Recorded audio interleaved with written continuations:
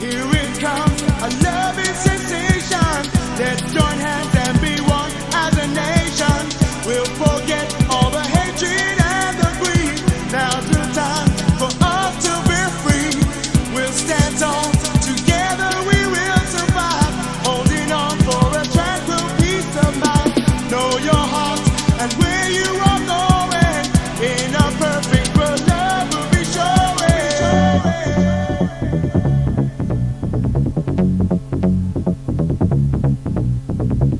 Are you ready? Are you ready? Are you ready? Let's go. Are you ready? Are you ready? Are you ready? Let's go.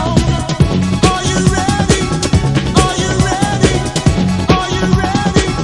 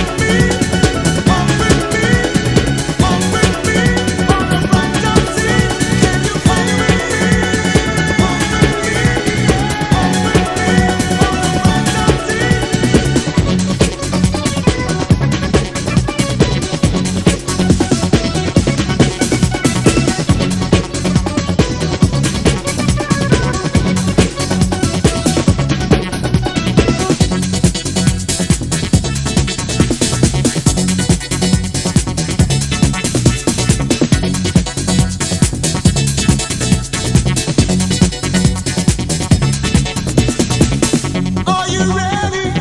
Are you ready? Are you ready?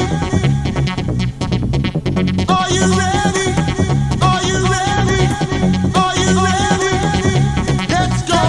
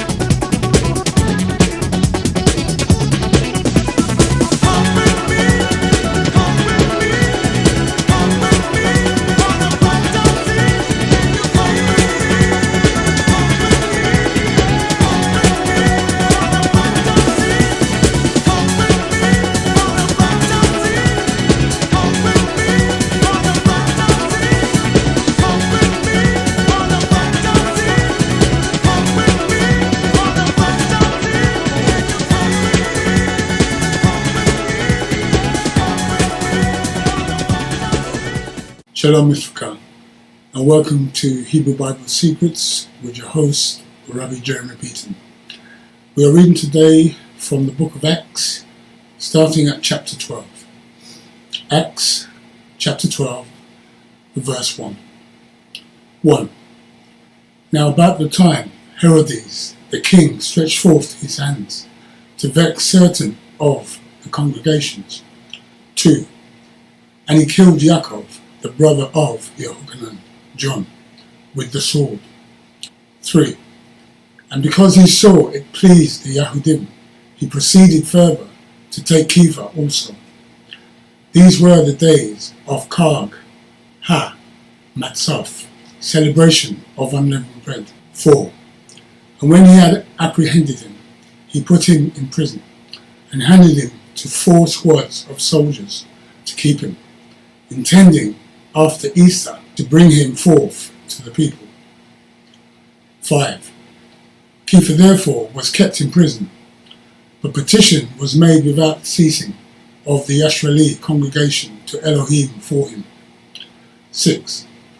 And when Herodes would have brought him forth, the same night Kepha was sleeping between 2 soldiers, bound with 2 chains, and the keepers before the door guarded the prison. 7. And behold, the messenger of Yahweh came upon him, and a light shined in the prison. And he struck Kepha on the side, and raised him up, saying, Arise up quickly. And his chains fell off from his hands. 8. And the messenger said to him, Gird yourself, and bind on your sandals. And so he did. And he said to him, Cast your garment about you, and follow me. 9. And he went out and followed him, and did not realize that it was real which was happening to him by the messenger, but thought he saw a vision. 10. When they were past the first and the second ward, they came to the iron gate that led into the city, which opened to them of its own accord. And they went out and passed on through one street, and forthwith the messenger departed from him. 11. And when Kepha was come to himself, he said, Now I know of a surety that Yahweh has sent his messenger, and has rescued me out of the hand of Herodes, and from all the expectation of the people of Judea. 12. And when he had considered the thing, he came to the Beth house of Miriam, the mother of Yehochanan, John, whose surname was Mark, where many were gathered together petitioning. 13. And as Kepha knocked at the door of the gate, a servant girl came to listen, named Rhoda. 14. And when she knew Kepha, Peter's voice, she was so overjoyed and did not open the gate, but ran back and told how Kepha stood at the gate. 15. And they said to her, You lost your mind, but she insisted that it was so. Then they said, It is his messenger. 16. But Kepha continued knocking, and when they had opened the door and saw him, they were amazed. 17. But he, beckoning to them with the hand to hold their shalom, declared to them how Yahweh had brought him out of prison. And he said, Go show these things to Yaakov and to the brothers. And he departed and went into another place. 18. Now as soon as it was day, there was no small stir among the soldiers, what was become of Kepha. 19. And when Herodes had sought for him, and found him not, he examined the guards, and commanded that they should be put to death. He went down from Yehuda to Caesarea, and stayed there. 20. And Herodes was highly displeased with the people of Sor, Tyre, and Sidon, but they came with one accord to him, and having made Blastus, the king's chamberlain, their friend, desired shalom, because their country was nourished by the king's country. 21. And upon a set day, Herodes, arrayed in royal apparel, sat upon his throne, and made an oration to them. 22. And the people gave a shout, saying, It is the voice of an Elohim, and not a man. 23. And immediately the messenger of Yahweh killed him, because he gave not Elohim the glory, and he was eaten of worms, and gave up his spirit. 24. But the Besorah of the Master grew and multiplied. 25. And Barnabas and Shaul returned from Jerusalem when they had fulfilled their ministry, and took with them Yehochanan, John, whose surname was Mark. Okay, so that now brings us to the end of Acts chapter 12. So let's go back and have a look at some of the footnotes in Acts chapter 12. Okay, so the first footnote we have is in verse 4. And when he had apprehended him, he put him in prison and handed him to 4 squads of soldiers to keep him, intending after Easter to bring him forth to the people. Okay, so let's have a look at this, intending after Easter. So we have here, many people reason that the Greek word Pascha should be translated Passover for the Hebrew festival, for Peter's arrest, and that the word Easter is wrong. It is true that all the usage of the word Pascha in Greek referred to were for the biblical festival of Passover. In fact, 28 of them in the writings of the disciples of Yahushua were referred to as Pascha. So why then, for this 29th time, should it be any different? The King James Version was not alone in translating the word incorrectly, but this word was also mistranslated as Easter by several other translators. William Tyndale, 1534, Bishop's Bible, 1568, Coverdale, 1535, and Matthew's Cranmer, and as such the Great Bible. Easter or Passover. First of all, Herod was not Hebrew, but an Edomite, and enemy of Israel and the Hebrew people. This hatred was not new, but ancient. All of the Herodians had blood on their hands for innocent Yashreali people. Remember, Herod the Great, who tried to have Yahushua killed as a baby, he was the forefather of this Herod. The reason for the hatred is evident, because Esau hated his brothers and wanted to rid them, so this is carried through the line all the way, including Herod, who was a puppet of the Romans. All the Herods, including Herod Antipas, did not believe the Torah, neither cared about the true feasts of Yahweh, but they quite easily celebrated the pagan counterpart feasts, and this is what is stated here. When we are told that he was living with his brother's wife illegally, according to Torah prohibition, he was a Torah violator. It is true, we do not have any evidence that Herod kept the celebration of Easter, according to the Roman theology of the fertility cult.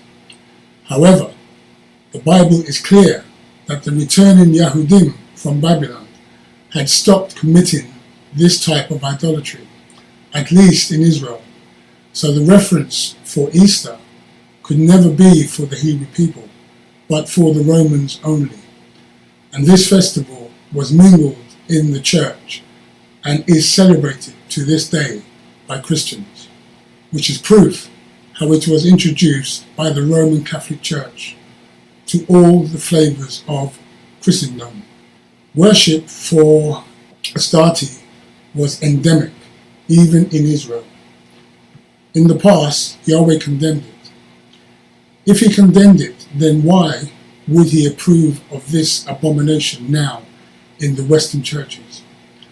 All the pastors that tell you it's okay to call it Easter will have to answer for their error and leading others into error when they are judged.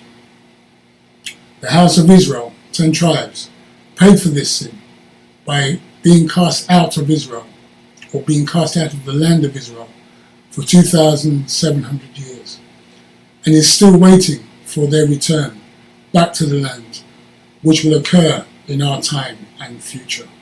Scriptures in Acts 12 and 4 tell us that Herod was waiting for Easter, and what we have to look at is why a noted scholar like William Tyndale used this terminology instead of Passover.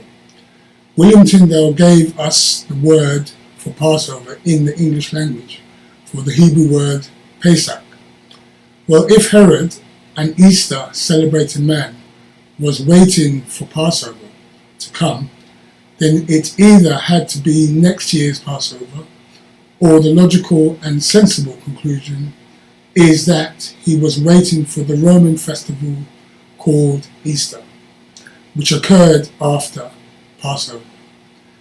Many people forget that the Romans did not stop celebrating Easter, and this is how the Roman Catholic Church was cleverly able to introduce that.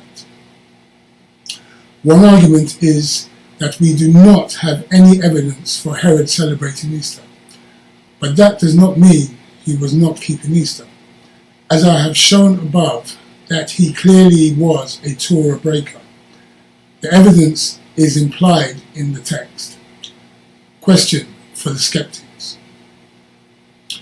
If the celebration of Easter did not occur each shortly after Passover, then how was Roman Catholicism able to introduce this into the Christian calendar? Remember, the term during the days of unleavened bread strictly meant that it was after Passover and never before, so Passover had come and gone. The term in Acts 12:3 that states during the days of unleavened bread would mean the whole 8 days. Kepha, Shimon, was arrested and waited in prison to die, as he did not think he would ever be released. Okay, so let's go to the next footnote, which is in verse 20. And Herodes was highly displeased with the people of Sor, Tyre, and Sidon. Okay, so let's have a look at this, Sidon. So Sidon, and it reads, between Beirut in Lebanon and Tyre. Okay, Sidon is between Beirut in Lebanon and Tyre. Okay, so let's go to the next footnote, which is in verse 24. But the Besorah of the Master grew and multiplied. Okay, so let's have a look at this. So we have here, the text here is Besorah, for the good news, Torah, and not, as some Bibles specify, the term word. Okay, so the text here is Besorah, for the good news, meaning Torah, and not, as some Bibles specify, the term word. Okay, so that now brings us to the end of Acts chapter 12. So I thank you all for watching, and I hope to see you on the other side. This is Rabbi Jeremy Beaton saying thank you for watching, and Shalom Shalom. Baruch Shem, Kivod, Malkuto, Leolam Va'ed. Benevolent be the name of his esteemed kingdom, forever and ever and ever. Amen.